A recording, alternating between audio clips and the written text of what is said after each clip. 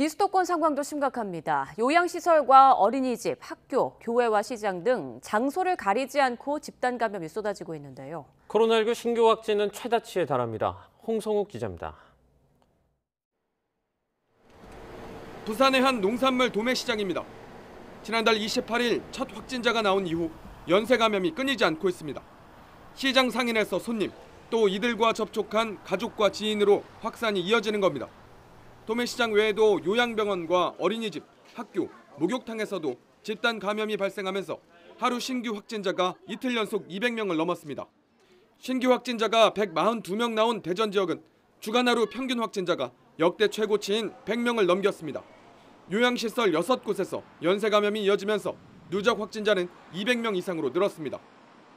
위드 코로나 하면서 이제 가족들 면회까지도 해놓으면서 이제 외부에 있는 요인이 병원 내 이 요양시설 안으로 들어온 게 아닌가, 그렇게 저희는 보고 있는 거죠. 대구와 경남, 충남, 강원 지역도 세 자릿수 신규 확진자가 발생하는 등 확산세가 꺾이지 않는 상황. 어린이와 노인 등 감염 취약계층이 머무르는 시설뿐 아니라 교회와 직장, 학교 등 일상생활이 이어지는 곳에서도 집단 감염이 이어지고 있습니다. 원인은 낮아진 경각심.